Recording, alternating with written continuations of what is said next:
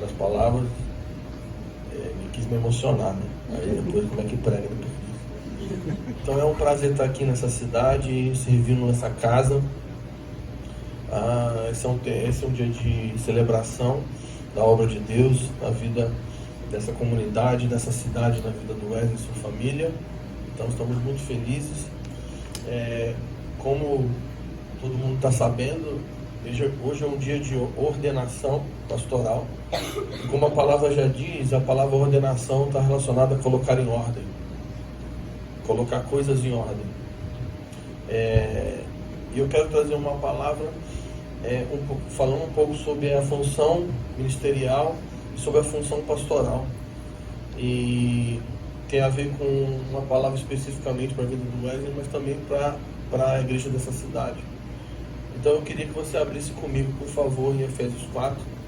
Enquanto isso, você abre em Efésios 4, eu quero dar saudações rubro-negras a todos aqui. Porque é nosso, Jesus chegou e ninguém tira mais. Rumo ao Mundial. Aí, querido, muito bom. Deixa eu usar. Liverpool é nosso alvo. Somos sacerdote Arão, que está no meio do campo. O anjo Gabriel é aquele que coloca a bola para dentro. Então são muitos sinais proféticos, Deus está abençoando. Esse nome aí é meio estranho, João de Deus.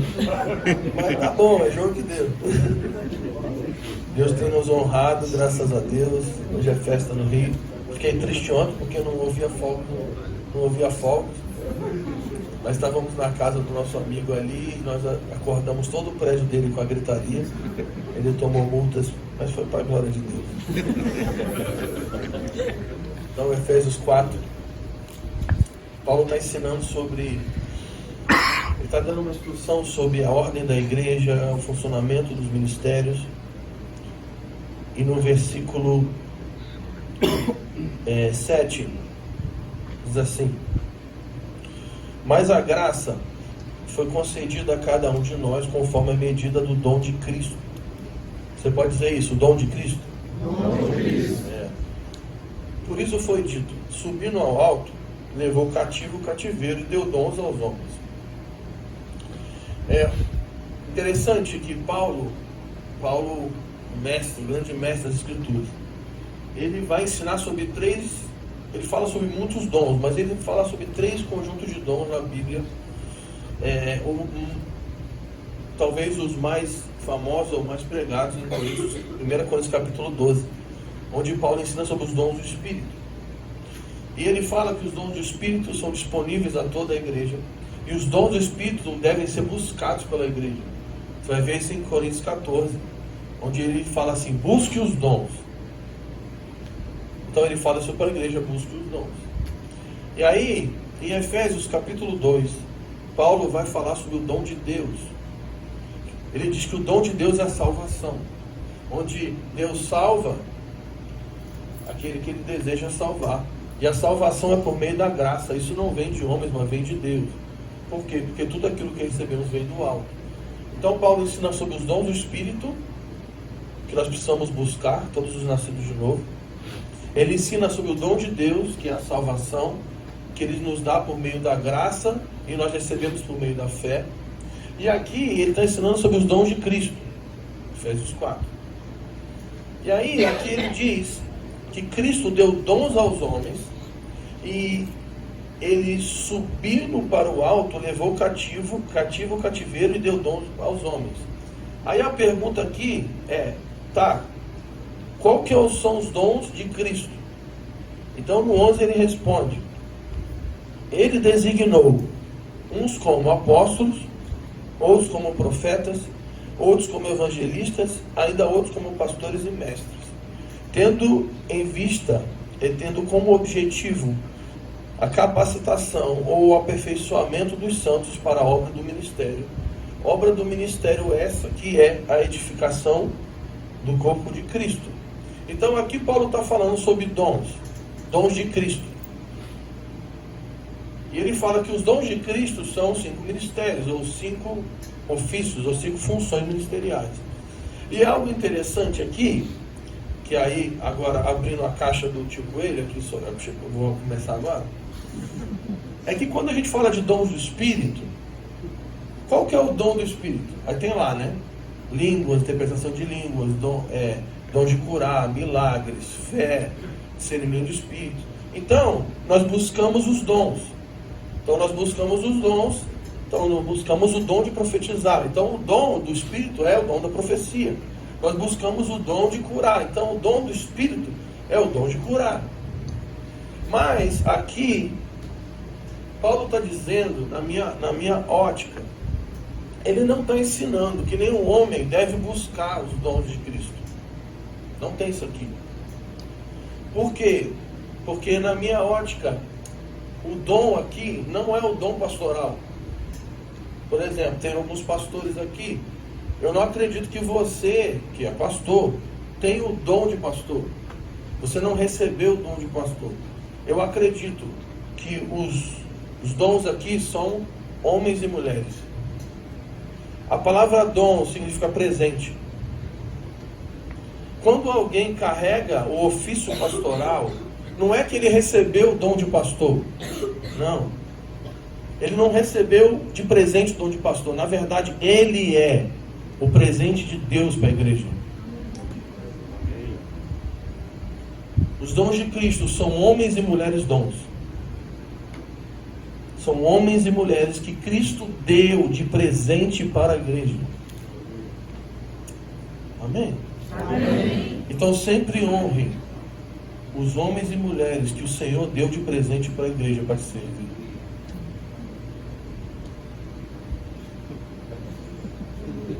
Amém? Amém. E interessante que se Cristo deu dons, ou seja, se Ele deu pessoas como presente, significa que ninguém vira pastor. Já viu aquela coisa assim? Não, o cara não é pastor. Aí no dia da ordenação a gente vai lá, bota a mão na cabeça do cara e ele vira. É como se a gente tivesse uma varinha de mágica que o cara vem aqui, ajoelha aí. Vira aqui um negócio aqui, ó.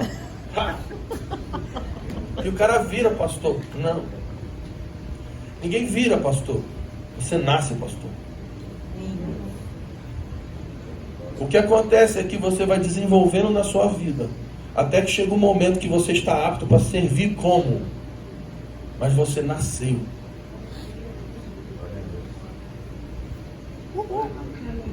Amém? Amém.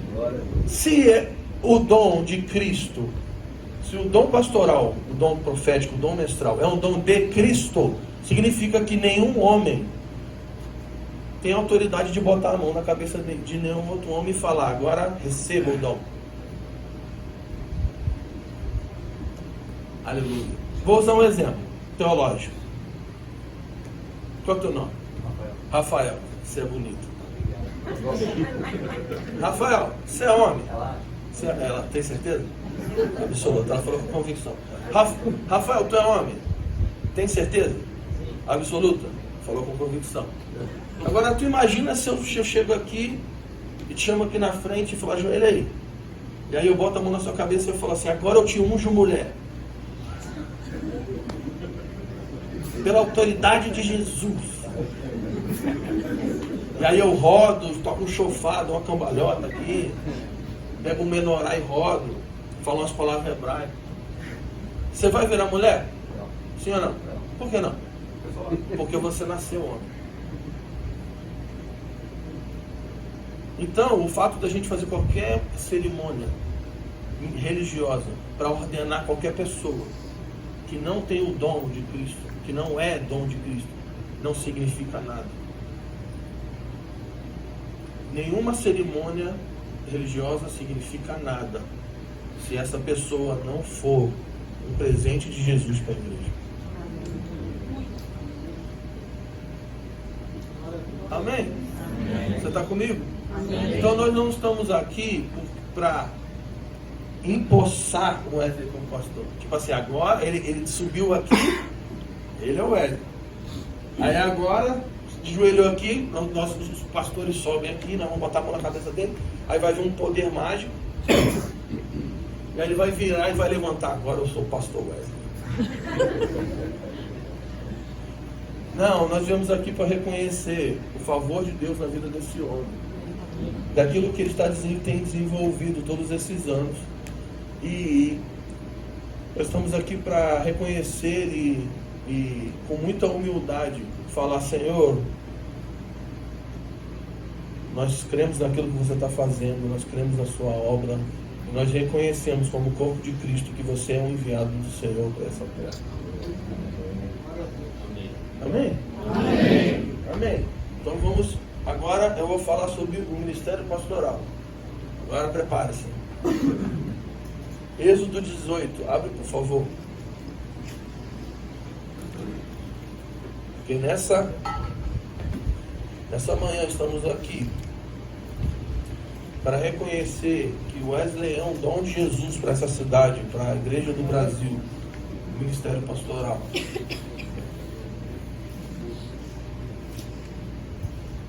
Interessante também quando você abre em Êxodo 18, versículo 13. Quando a gente lê Efésios 4, diz que a função dos 5 ministérios, ou 5 funções, é capacitar os santos para a obra do ministério. Não é capacitar a igreja que ele é líder. Logo, nós estamos aqui para dizer que você não é um dom de Jesus para essa comunidade. Você é um dom de Jesus para a igreja dessa nação. Como foi falado aqui, o sangue de Jesus foi derramado e o muro que fazia separação foi derrubado. Então nós somos uma família. Logo, embora os pastores tenham jurisdições onde eles servem em cada comunidade local, a sua função não é exclusiva da comunidade que ele lidera. Cada pessoa chamada por Jesus para ser um presente para a igreja, ele é um presente para a igreja, para a cidade. Amém? Amém. Porque só existe uma igreja em Itu. Quantas igrejas existem em Itu? Uma. Vocês lembram o Apocalipse? Capítulo 2 e 3. Jesus manda cartas para a igreja. E aí ele fala: para a igreja da cidade de Éfeso, para a igreja da cidade de Tiatira. Agora, quantas comunidades tinham em Éfeso àquela altura, no ano 100 depois de Cristo? Quantas comunidades tinham? Mas Jesus escreveu para uma igreja local? Não, ele escreveu para a igreja de uma. Então ele escreveu para a igreja da cidade de Éfeso. Quantas igrejas tem em Itu? Uma. A igreja de Jesus em Itu. Tem muitas famílias, muitas casas, muitas comunidades, mas só tem uma igreja. Amém. Aleluia. Aleluia. E se só tem uma igreja, a igreja, qual é o nome da igreja? Igreja de Jesus. Então logo nenhum pastor é dono de igreja nenhuma. Porque alguém já ouviu aquela frase? Vamos lá na igreja do pastor fulano. Ou senão quando um pastor, um líder fala assim: vai lá visitar a minha igreja. Então nunca visite a igreja de um pastor que falou que era dele, porque essa igreja não é de Jesus. Aleluia. É melhor. Não, vamos voltar para a Bíblia. Melhor. Então vamos lá. Êxodo 18, 13.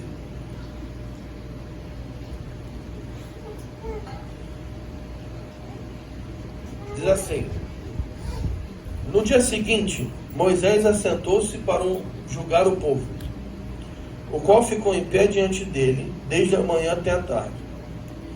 Quando o sogro de Moisés viu tudo o que ele fazia ao povo, perguntou: que é isso que você está fazendo com o povo? Por que fazes isso sozinho, deixando todo o povo em pé diante de ti, desde a manhã até a tarde? Moisés respondeu ao seu sogro: é porque o povo vem a mim para consultar a Deus. Olha só. Quando tem alguma questão, eles vêm a mim, e julgo entre eles, e lhes declaro os estatutos de Deus e suas leis. Mas o sogro de Moisés lhe disse: o que está fazendo não é bom. Tu sabe que Moisés que escreveu isso aqui, né? E eu acredito que nem foi assim que ele falou. Eu acredito que ele falou assim: o que você está fazendo não é bom. Eu acredito que ele falou assim, pô, burrão, hein, bicho? Você está fazendo burrice, hein? Cadê? Parei, perdi o meu parei. 17. Mas o sogro de Moisés lhe disse, o que está fazendo não é bom. Com certeza, tu e este povo que está contigo morrerão, pois a tarefa é pesada demais, não podes fazer isso sozinho. Ouve-me agora e eu te aconselharei, e Deus esteja contigo. Agora todo mundo olha para mim aqui. Vamos dar uma pausa aqui, só para parar. Eu parei aonde? 19. Olha o que Moisés estava fazendo, vê se não parece com a igreja evangélica. Moisés conhecia a lei de Deus, ele recebeu a lei de Deus. Aí, todo dia, ele assentava numa cadeira, e aí fazia uma fila gigante no deserto, a 50 graus, e o povo ficava no sol o dia todo, esperando um lugar na fila, para poder chegar para Moisés e contar o seu problema. Aí quando a pessoa contava o problema, o que Moisés fazia? Moisés recorria à lei e instruía segundo a lei. Aí ele fazia isso todo dia. Aí o sogro dele, lembrando que o sogro dele era um sacerdote pagão, invocador de demônios. Ele olha para Moisés e fala assim, pô, você não tá legal não. Vou te ajudar. Mas não parece um pouco com igreja evangélica? Onde o pastor, ele tem uma secretária, onde fica um monte de gente ligando e pedindo gabinete. Ó, Senhor. Quem já ficou muito tempo esperando no gabinete? Todo mundo, né, que fica, pastor, eu preciso conversar com o senhor. Aí vai ter 30 na frente, né? E você fica ali tentando marcar um dia para conversar com o pastor. E aí você vai. Aí o pastor vai no teu dia, né? Você entra no gabinete, o pastor está sentado, ele já recebeu 10 naquele dia, ele já não aguenta mais. Ele está olhando para tu com aquele olhar tipo assim, tomara que ele não fale muito. Vou dar uma dica para vocês aqui. Quando você estiver falando muito com o pastor, no meio da história ele não está mais prestando atenção no que você está falando. Ele está pensando na conta, na mulher dele, que ele era para estar em casa, no Netflix. Ele está torcendo para você parar de falar logo. E aí você fala aquele monte de coisa. Aí no final, o que o pastor geralmente faz? Ele vai pegar uma instrução da escritura e vai instruir você. Aleluia. Vai orar e vai falar assim, agora vai em paz. E aí o pastor é uma bênção. Por quê? Porque o pastor, ele virou um catalisador de problema. Porque problema nunca acaba na vida do pastor. Porque ele resolve 5, aparece 20 no outro dia. E fica aquele monte de gente com problema, que não sabe o que fazer com o problema. E fica o pastor com um monte de problema dos outros, que nem dele é. E aí o que começa a acontecer na vida do pastor? O pastor tem tanto tempo para resolver o problema dos outros, que ele não tem tempo para resolver o problema dele. E aí o pastor está tão envolvido com a família de todo mundo, que ele começa a esquecer a família dele. E aí começa um monte de pastor a ficar deprimido, se matar, e fica um monte de gente desorientada na igreja. Esse modelo que Moisés estabelece não é um modelo de Deus, onde todo mundo depende de um conselho pastoral. Isso não é bíblico, isso não é divino. Se qualquer instituição religiosa, qualquer movimento eclesiástico que o povo depende do que o pastor precisa falar para você viver, você está perdido, querido. Você não conhece a Jesus. Você depende da voz de um homem.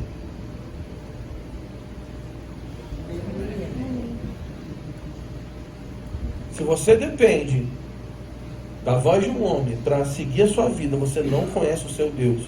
Você não conhece a Bíblia que você carrega debaixo do sovaco. Quando Jetro viu que havia um povo no sol, dependendo do conselho de Moisés, ele falou, você vai morrer, Moisés, e o povo vai morrer. E é isso que está acontecendo na igreja hoje.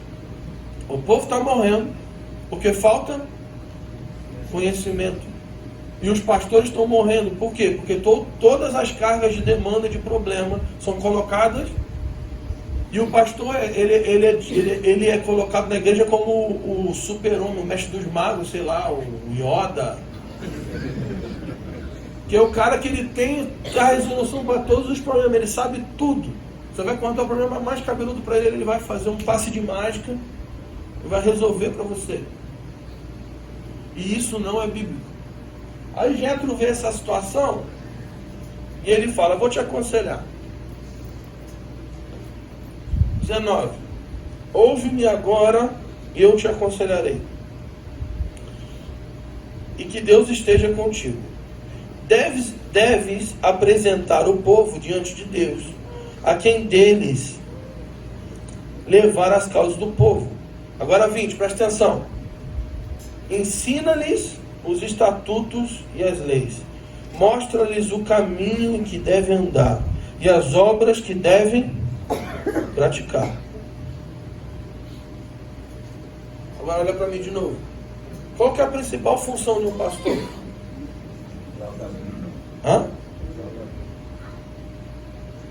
A principal função de um pastor é ensinar o caminho. Efésios 4 nós lemos que ele deu uns para apóstolos, profetas, pastores, evangelistas e mestres. Com que fim? Capacitar os santos para a obra do ministério. Então qual a principal função de um pastor? É pastorear? Não. Qual é a principal função de um pastor? Capacitar os santos ensinando o caminho. Qual a principal função de um mestre? É ensinar. Entende? Está comigo? Amém. Então nós precisamos mudar nossa cosmovisão nesses dias. A tua função não é ficar sentado esperando que as pessoas tragam problemas para você resolver. A tua função é ensinar as pessoas a lei de Deus, ensinar as pessoas a administrar as suas vidas espiritualmente, para que quando elas têm um problema, elas saibam o que fazer. Amém. Você está comigo? Amém. Que acabe a dependência eclesiástica de líderes. Controle e manipulação, isso precisa acabar nesses dias. Amém. Sabe qual é a principal função de um pastor? É se tornar inútil. O objetivo de um pastor é se tornar inútil. Ele vai ensinar tanto um povo a conhecer a Deus, ensinar um povo a conhecer a sua palavra, a conhecer os seus estatutos, que um dia o povo não precisa mais dele, porque ele conhece o seu Deus. Amém? Vocês estão comigo? Então, nós não estamos aqui, como eu falei, nós estamos aqui para ordenar. Ou debaixo da mão do Senhor, para que Ele é um tempo de ordenação. Ordenar não é falar, agora tu é pastor. Ordenar é colocar as coisas em ordem. Eu tenho um amigo meu, que tem uma frase que é muito boa. Vou dar um conselho para os pastores presentes, te abençoar. Que ele fala que tem 3 perguntas que você faz no gabinete que vai resolver a tua vida. E vai te dar tempo para ir no cinema com teus filhos. Toda vez que alguém entrar no gabinete para você e contar um problema, você tem que fazer 3 perguntas. A primeira, o que está acontecendo contigo? Aí o cara fala. A número 2 é, o que Deus te falou acerca disso? E a terceira é, por que a gente está conversando ainda?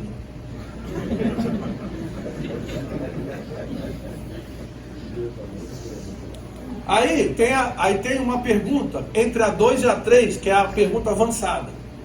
Quem quer conhecer a pergunta avançada? Que tem aquele, já viu aqueles negócios? Se perguntar isso, falar isso, então. Primeira pergunta, o que está acontecendo? A segunda pergunta é, o que Deus falou acerca disso? Se o cara virar para você e falar, não sei, aí você fala assim, então vai para casa, busca a Deus e depois você volta. Os pastores não têm vara de condão, gente. Os pastores não têm todas as respostas. Sabe qual é a principal resposta de um pastor? Conheça a Deus. Se submeta à lei dele. Aleluia. Então nunca se torne refém do problema dos outros. Nunca. Porque as pessoas vão te ligar 3 da manhã e falar assim, você tem que me receber agora.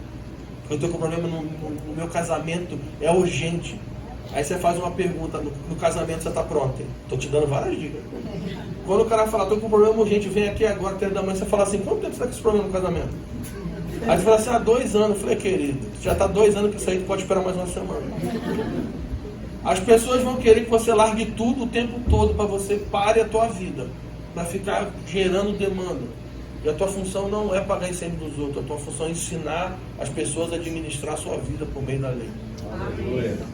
Amém, gente? Amém. Então esse ambiente aqui, o ambiente da igreja de Jesus, não é um ambiente onde tem um cara com todas as respostas, um divã, onde você marca uma hora e um monte de gente com problema. Esse é um ambiente de sacerdotes, de homens e mulheres que são treinadas no conhecimento da lei do Senhor. Homens e mulheres que têm intimidade, que conhecem a sua voz. E é um ambiente de treinamento de santos. Aleluia. Então vamos seguir. 21. Vamos ler o 20 de novo. Ensina-lhes os estatutos e as leis, e mostra-lhes o caminho que devem andar, e as obras que devem praticar. 21. Além disso, procura dentre todo o povo homens capazes, tementes a Deus, homens confiáveis e que repudiem desonestidade, e coloca como chefes de 1000, chefe de 100, chefe de 50 e chefe de 10, para que eles julguem o povo todo o tempo, que levem a ti só as causas difíceis, mas que eles mesmos julguem toda a causa simples. Até aqui. Segunda coisa que você precisa fazer. Primeira é ensinar a lei. E segunda é fazer discípulos. O ambiente eclesiástico, ele nunca pode ser controlador, nunca pode ser centralizador. Ele sempre tem que ser plural. O serviço da igreja sempre precisa ser plural. Porque uma pessoa que centraliza tudo nela, ela não é um líder, ela é um tirano. Que quer controle e manipulação. Alguém que não ensina a lei e gosta que todos dependam dos seus conselhos, essa pessoa é um tirano. A função pastoral, ela tem 2 bases principais. Uma, ensinar a lei para que todos administrem a sua vida de forma espiritual. E 2, façam discípulos. Envie pessoas, empodere pessoas, deixe as pessoas errarem, deixe as pessoas aprenderem, deixe as pessoas se desenvolverem. E aí nós vamos ter um corpo, uma família sadia. Homens e mulheres que conhecem o Senhor, conhecem a sua lei, que invocam o seu nome, que oram a Ele. Um ambiente onde pessoas são treinadas, pessoas são enviadas, pessoas são levantadas. Onde crianças podem orar, jovens podem ensinar, adolescentes podem profetizar. Homens e mulheres estão envolvidos na obra de Deus. Nós precisamos quebrar esse conceito controlador e tirano. Então, baseado nisso, nós queremos orar pelo Wesley. E aí, queria chamar aqui o Amado e a Sara. Cadê a Sara? Sara, então. E aí a gente vai ter algumas orações aqui. A gente vai precisar tirar esse negócio aqui. Rapaz, Deus dá um negócio mais leve para esse lugar. E tem um acessório, né? Tem uma fita isolante. Senhor, tem misericórdia.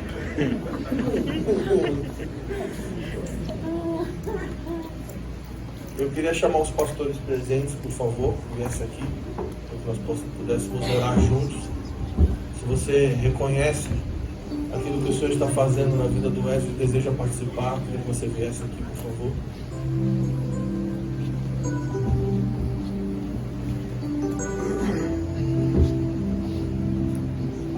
Tem uma cadeira grande lá para você. Não consegue subir.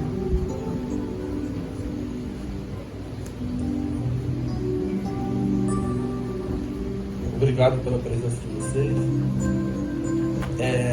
Pode vir para cá, gente. Vai, só que é a turma de autoridade. É a turma de autoridade. Tem duas coisas que nós precisamos respeitar e submeter ao princípio de uma ordenação ministerial. Uma é que Paulo diz que se um homem não governa bem a sua casa, ele não pode ser presbítero na igreja de Jesus. Então, eu vou abrir agora, para tu estar lascado agora. Então, eu queria que a Sara falasse sobre o Wesley. E ela desse testemunho do Wesley. Por quê? Porque se ela falar que ele vacila, a gente vai cancelar tudo aqui agora. A gente cancela tudo, ninguém não tem ordenação nenhuma. Ela nem sabia. Não, se ela jogar ele pro alto agora, a gente cancela tudo, come o que está ali fora e vai embora. Por quê? Porque existe algo que todos nós já vimos muitas vezes no ministério. Um monte de pessoas que estão tão imergidas na obra de Deus que esqueceram de cuidar das suas famílias. E um monte de família ministerial destruída, filhos largados e casamento. E nós não podemos ser responsáveis nessa manhã de colocar a mão sobre a vida de uma pessoa sem o testemunho da sua casa. Então, agora é contigo. Abre, agora é a hora, entrega tudo. Aquele CS lá, aquele jogo. Tudo que tiver que a gente mudar aqui, a gente vai mudar. Já tinha falado antes, né? Na lata também. É complicado. Mais pelo fato de eu ser tímida mesmo do que de ter que falar de você, porque você é um exemplo na nossa casa, sim, de todas as vezes que nós nos sobrecarregamos. Eu me lembro muito bem quem é que chegou e falou assim: não, a gente precisa dar uma parada, a gente precisa pensar na nossa família, na nossa casa.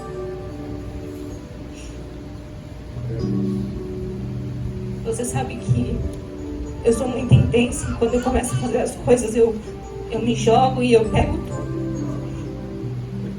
E por muitas vezes foi você que chegou e falou: Sara, você não precisa fazer isso, isso não é fazer a obra. Então, quanto a isso, eu tenho que agradecer a Deus pelo homem que Ele me deu, pelo pai que Ele deu para o Miguel, porque é sempre você que me traz para o eixo e me faz pensar em nossa palavra, é você que guia o nosso ano.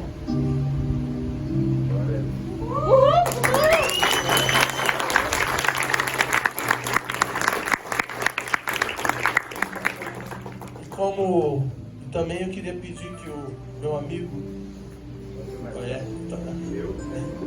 foi tudo sem avisar, pudesse dar testemunho na cidade da vida do Wesley, porque a Bíblia também diz que aquele que não tem um bom testemunho no lugar onde ele mora, ele não pode ser presbítero. Graças a Deus. Wesley é como um filho, né? Sara, Miguel, eu louvo a Deus por todo esse tempo que você tem feito a obra com entendimento. Hoje é o cumprimento de promessas.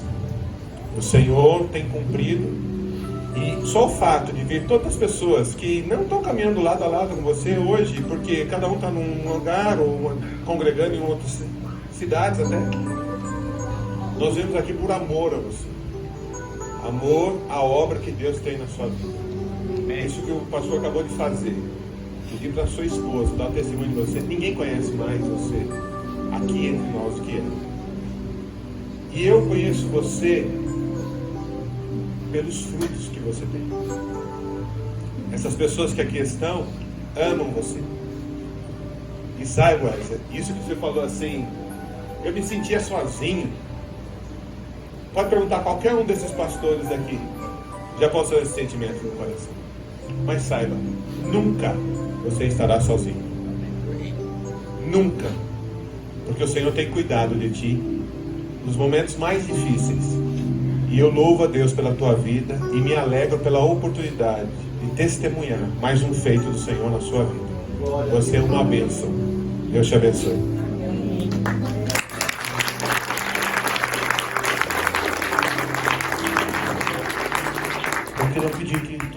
colocar-se de pé. Wesley, eu vou pedir que os irmãos, os pastores, nós possamos colocar as mãos sobre ele. Vamos orar por ele. E compartilhar aquilo que o Senhor tem derramado sobre nós. Então eu queria que você erguesse suas mãos para cá. Eu queria pedir que vocês colocassem as mãos sobre ele.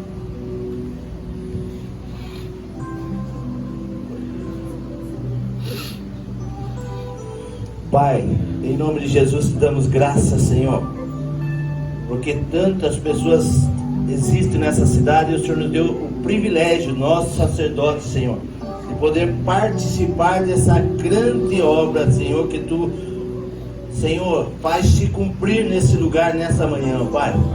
Obrigado, Senhor, porque nós somos privilegiados, Senhor, porque a mesma unção que um dia Tu colocaste sobre nós, Senhor, agora Tu nos dá, Senhor, o privilégio de repartir com Teu servo, com o presente, Senhor, que o Senhor deu para essa cidade, ó Pai. Senhor, que certamente fará diferença, Senhor, não só nesse lugar, mas em todos os lugares, de colocar a planta dos pés do Teu Filho, Senhor. Assim como os pais também poderiam testemunhar nesta manhã, Pai, aquele filho que sempre foi o Teu filho, Pai, aqui na terra, cumprindo, Senhor, os Teus propósitos, a Tua vontade, ó Pai, Senhor, e que hoje, Senhor, recebe algo vindo do céu, Senhor, para, Senhor, capacitar o Teu Filho, para continuar fazendo aquilo que já faz o Teu Filho, Pai. Senhor, abençoa a vida dele, abençoa a filha do filho, da esposa, do seu lar, Senhor, e todas as heranças que vierem ainda depois, ó Pai, Senhor, seja impactada pelo poder e a graça do Senhor sobre ele, Pai. Em nome de Jesus, Senhor, eu abençoo, Senhor, a vida do Teu Filho, Senhor, e que ele possa fazer a diferença, Senhor, em todos os lugares, para o louvor da Tua glória, Senhor, que nós oramos e abençoamos, Senhor. Amém, Senhor. Essa manhã nós pomos as mãos sobre você e abençoamos a sua jornada. E reconhecemos que você é um dom de Jesus para essa cidade, para a igreja do Brasil. Nós compartilhamos espírito com você, nós compartilhamos de unção, compartilhamos de dons espirituais, capacidade, entendimento. Nós compartilhamos sabedoria espiritual com a tua vida. Nós te empurramos nessa manhã, nós te levantamos nessa manhã. Nós reconhecemos a obra do Senhor que está viva em você. Aleluia, glória. Pai, em nome do Teu Filho, fere o interior de Wesley com Teu poder. Aumenta a medida do Teu espírito, espírito de sabedoria. Eu peço dons de sabedoria, palavras de sabedoria. Fere ele, inunda o seu entendimento. Pai, os Teus pensamentos são maiores do que os nossos. Enche a mente do Wesley com os Teus pensamentos. Inunda a sua cabeça com as Tuas ideias, com aquilo que você pensa sobre o mundo, aquilo que você está pensando sobre essa cidade. Pai, os Seus desígnios são superiores do que os nossos. Fere o seu coração com a revelação dos Seus desígnios sobre esse tempo. Alinhe a sua visão, alinhe a sua mente, alinhe o seu homem interior. Pai, que o Teu espírito de fortaleza, de poder, possa fortalecer o homem interior, a sua estrutura interior, para que ele possa estar habilitado para receber a carga espiritual que você está derramando sobre ele nesses dias. Aleluia. Nós oramos por essa casa, por essa família, e nós desautorizamos toda investida de Satanás sobre essa casa, toda investida do império das trevas sobre essa família, que caia por terra, que seja disparatada agora em nome do Senhor. Nós abençoamos com força, nós abençoamos com sabedoria, nós abençoamos com revelação, nós abençoamos com espírito profético, nós abençoamos, Senhor. Wesley, você não está sendo levantado como um líder apenas, você está sendo levantado como um pai. Um homem que está se levantando para sofrer dores de parto, para que Cristo seja gerado em outros. Um homem que vai se levantar para gerar pessoas para Jesus por meio do Evangelho da cruz. Essa é uma casa de paternidade, essa é uma família de paternidade. Pai, eu peço, ordena tudo que está desordenado. Essa é uma manhã de ordenação. Estende a sua mão poderosa sobre essa casa, sobre essa família. Estende a sua mão poderosa sobre essa comunidade. E ordena tudo que está fora de ordem. Ordena tudo que está fora de ordem. Nós confiamos em você, Pai. Confiamos que a tua vontade é boa, perfeita e agradável. Confiamos que esse é o tempo propício. Confiamos que tudo aquilo que aconteceu nessa família aconteceu segundo a sua soberana vontade. E nós te engrandecemos e agradecemos pela sua obra nessa comunidade, nessa família e nessa cidade. Em nome de Jesus. Nós reconhecemos como ministros do Evangelho a sua vida, Wesley, nessa manhã, como presbítero e pastor de Jesus Cristo, nessa comunidade, nessa cidade, na Igreja do Brasil. Em nome de Jesus. Amém.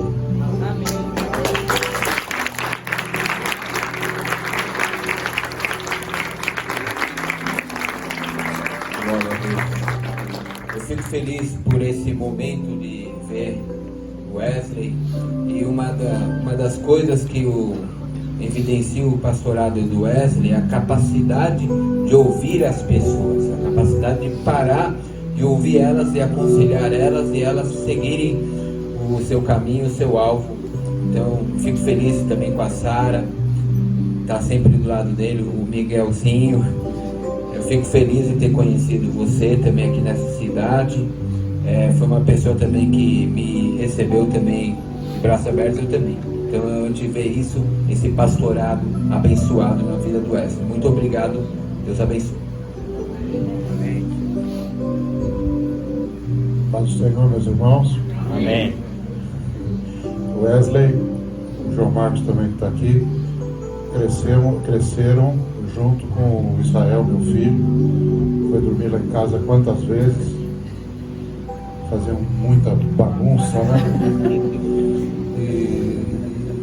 Mas é um irmão querido, cresceu, se tornou um homem que busca a palavra, que quis romper amarras que estavam sobre a sua vida para viver a liberdade do Evangelho de Cristo. E isso, mesmo com isso, ele continua humilde. Sempre nós nos conversamos, sempre tem algum assunto para conversar. Quero louvar a Deus pelo caráter dele, caráter cristão, de autoridade ao falar e de humildade para ouvir. Isso é louvar. Deus te abençoe.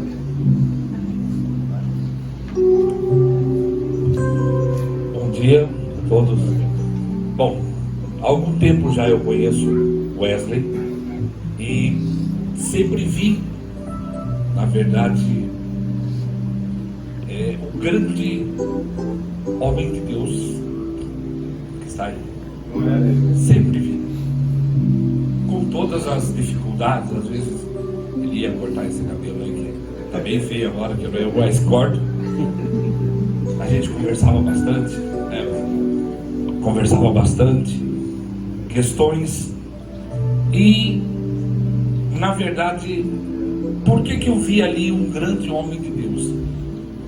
Porque eu vi que o que saía da boca do Wesley é realmente o Evangelho, é realmente aquilo que tem que ser pregado, tem que ser ensinado, porque como já foi dito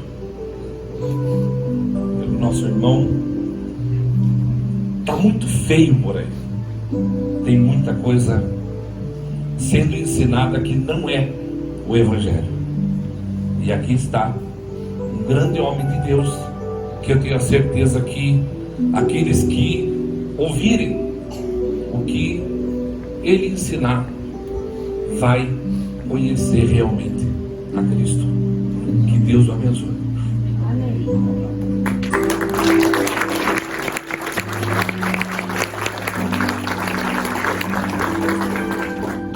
A paz do Senhor, irmãos.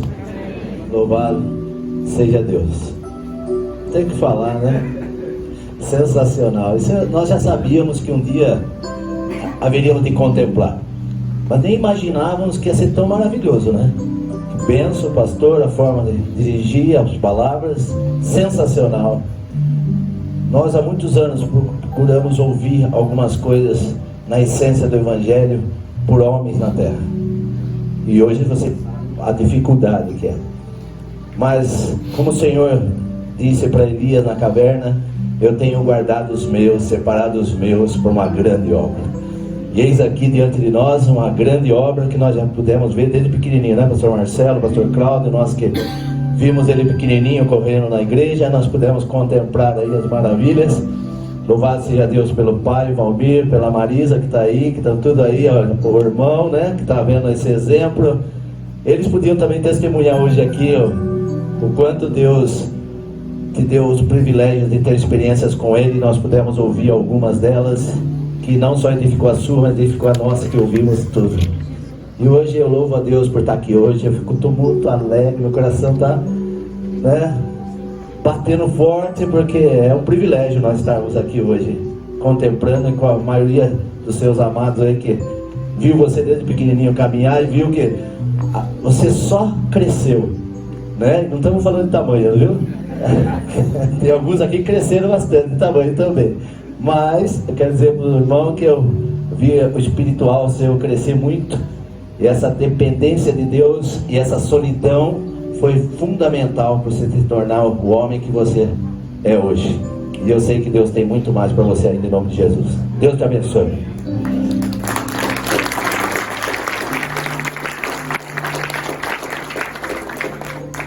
Agora até o Wesley vai pregar agora.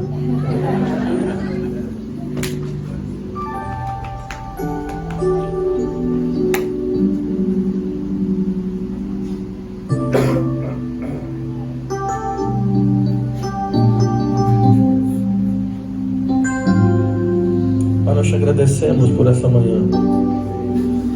Te agradecemos pela sua obra, porque a sua obra é perfeita.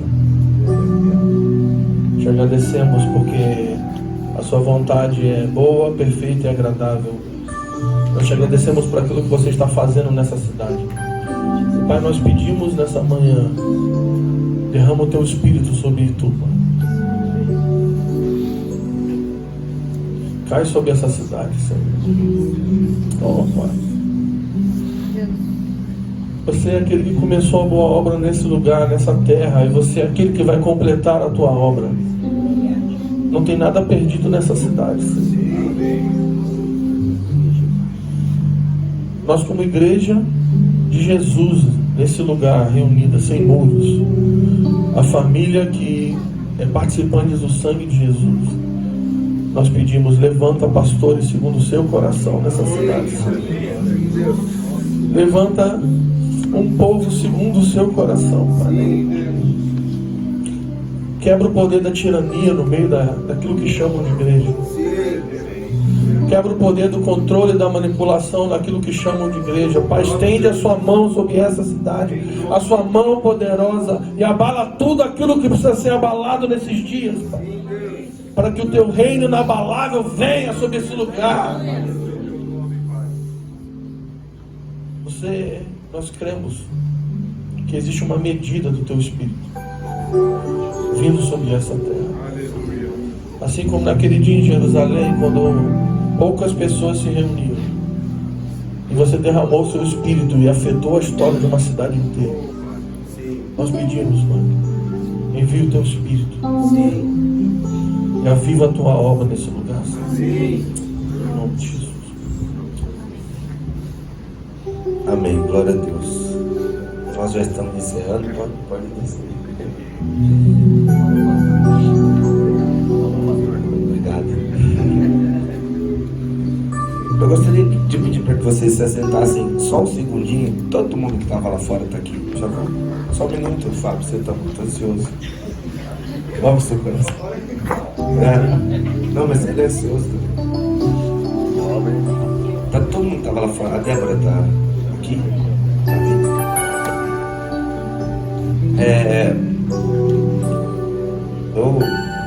Eu sou muito emotivo, cara.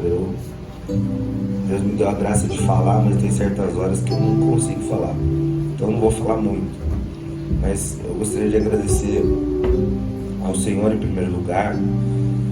Cara, eu sei muito bem de onde Ele me tirou, o que Ele me mostrou, a maneira como Ele me atraiu foi muito linda. E muitas vezes na minha vida, quando eu passo por algumas coisas, Ele me lembra disso, que foi muito real, foi muito latente, foi muito visível. E eu amo Ele. Ele é tudo que eu tenho. Desde que o Senhor se revelou a mim, toda a minha vida mudou de prisma. Eu ainda não tinha casado, eu ainda não namorava, na verdade. E eu lembro que todas as decisões, desde o início, tinha uma preocupação enorme de fazer tudo segundo o que Ele queria. E eu agradeço a Deus pelo amor, pela escolha e por ter me revelado o Evangelho, a palavra. E essa é a maior gratidão que eu tenho no meu coração. Agradeço aos meus familiares, minha esposa, ao Miguel. Miguel é usado por Deus. Ele é muito usado por Deus, irmãos. Ele é muito usado por Deus. Tem hora que eu falo assim: ah, Senhor, o Senhor está me ensinando. Miguel é um rolo compressor. Quando a gente for escolher o nome dele, Miguel significa quem é como Deus, né? Toda essa e força. E o Miguel, ele é uma criança forte, extremamente forte. Ele é zica. E eu gostaria de pedir para que ficasse em pé todos que são da nossa comunidade aqui. Fiquem em pé aí no seu lugar. Hoje a gente está recebendo muita visita. Tem uma galerinha que está de pé aqui do lado aqui. Eu gostaria de glorificar a Deus pela vida de cada um de vocês. Cara, eu amo vocês, de verdade. A gente escuta muito e eu acho que cada um tem uma experiência, mas até algumas pessoas já falaram que é loucura, e eu acho que é loucura mesmo que a gente faz, mas eu descanso porque a loucura do homem não tem nada a ver com os desígnios de Deus. Na verdade, eles sempre vão na contramão. Então o que pro homem é loucura, para Deus está tudo certo. Mas às vezes algumas pessoas perguntam assim: ixi, agora que você está cuidando de uma igreja, você deve estar cheio de problema. Cara, não tô. Nossa, como é uma delícia pastorear vocês, de todo o meu coração, de verdade mesmo. Cada mesa que a gente senta para compartilhar a palavra, cada culto, cara, delícia. E que o Espírito Santo de Deus nos conserve assim. Eu queria honrar a vida de vocês, agradecer. A gente tem pessoas de várias idades aqui, né? Tem gente que é pai, tem gente que é avô, e existe uma humildade no coração de vocês de escutar um molecão falar. Que não é fácil. Olha o Sérgio aí, o Sérgio voou já daqui a pouco.